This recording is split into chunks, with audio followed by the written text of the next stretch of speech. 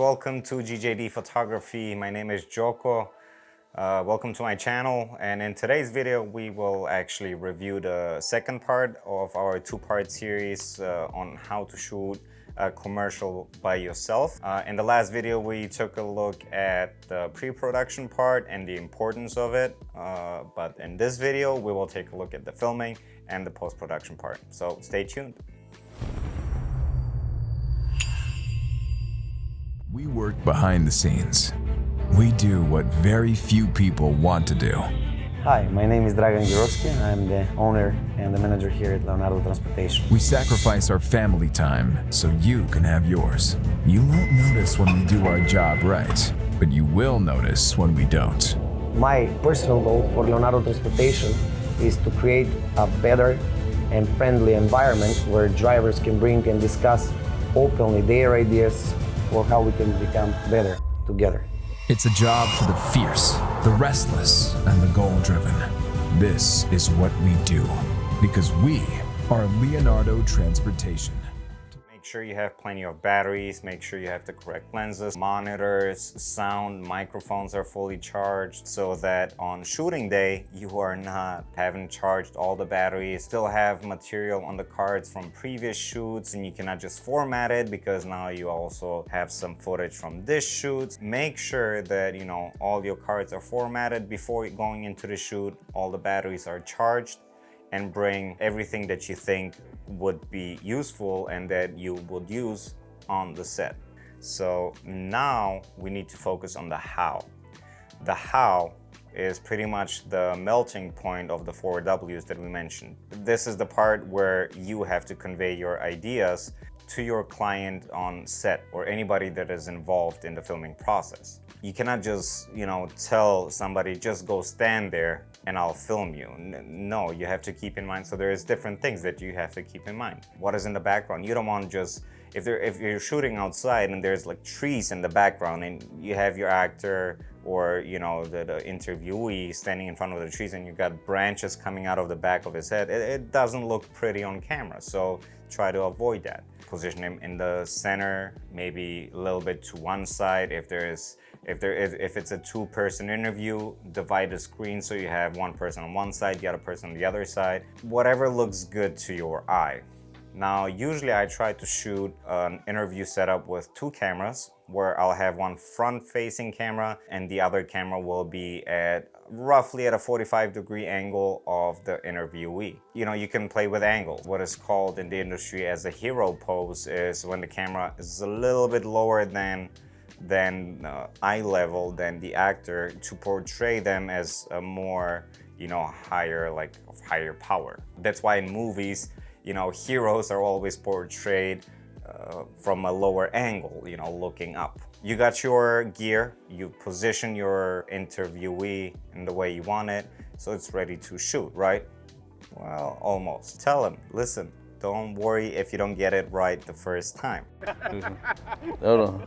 Free home. That's why you get extra cuts. Free home time. Almost nobody does. So we will do a couple takes and then in the end, we will see which one is best so that you make them feel good even if they mess up, so they're not like, shoot. I'm sorry, man. I never did no shit like that. Don't worry. Chad's over there thinking he's gonna nail it home, man. It happens to everybody. They're not the only one. They should know that. They don't, so you tell them. So once you're done with the interview, it's good practice to get some nice B-roll shots, if their actions are relevant to the video, of course. For example, in my case, with the truck drivers, I asked him, what do you usually do when you get to the truck? So he did what they call in the industry, pre-trip inspection. So I filmed him doing that, raising landing gear, checking the back of the trailer, checking the light, doing a whole set of things to make sure that the trailer, the truck are in good driving condition. So we filmed that and I used it as, in the video as B-roll. I had planned to get some shots of the truck on a highway. Now, obviously, I cannot drive and hold the camera and shoot at the same time. And I don't have an expensive rig that you mount on the car with a camera, robot, and things. I don't have any of that. And I asked him, if he could help me out, to drive me around pretty much. And he agreed. So that's what we did. Before leaving, I told him we need to stay at least 2 or 3 car lengths in front of the truck, not in the same lane as the truck, but in any left or right lane of the truck. Now, sometimes due to traffic, you cannot, control really in which lane you are, but if there is no traffic, it would be better if we are looking diagonally at the shot to create depth. Many times, the crew will also give you good ideas. For example, we were driving locally and the truck drivers were supposed to get fuel.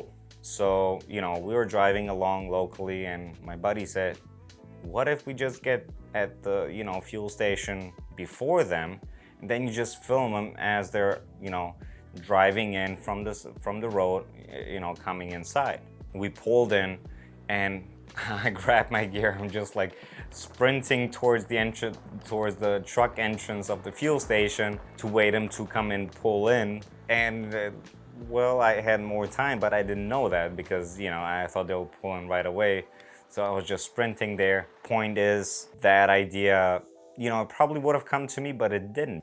I did some location scouting before, and we almost got in trouble because I didn't ask for anybody's permission to film there or anything. So I was just driving, in this industrial area, and I saw this one warehouse where it didn't have any trucks in it. I thought it was an abandoned warehouse. We get there, there's a trailer and a dock. They're unloading some trailers. I'm like, okay, so this warehouse is actually, a working facility. Security comes and security told us, sorry guys, but you can't film here, We left there and, my friend had to leave prior to that, which it turned out okay because, I drove back with the truck drivers to where I parked my car, which gave me the opportunity to film them inside the truck.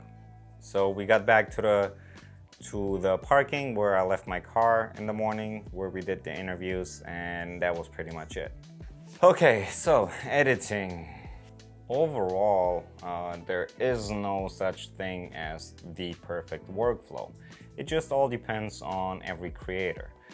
For me, like I said, I first put the music, soundtrack, then I put my A-roll, my B-roll, I color correct, I color grade, sound effects, and then later I do, motion graphics, text animations, or whatever. All you need to do is have some basic understanding of After Effects or Premiere Pro, where, you can just change and tweak it, colors, text, fonts, and all that stuff, and then just render it. It's not that complicated, but it does up your work a lot. It makes it look more professional. It makes it stand out. That actually adds value to your videos.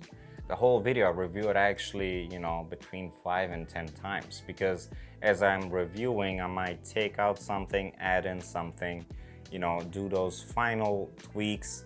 But to conclude, creating a commercial video by yourself can be overwhelming, but it can be also very rewarding. At the end of the day, it's something that you produced, filmed, edited, put together. And not only that, you're actually getting paid for it. If you have stuck around this far, thank you for watching actually. I hope you like this kind of content.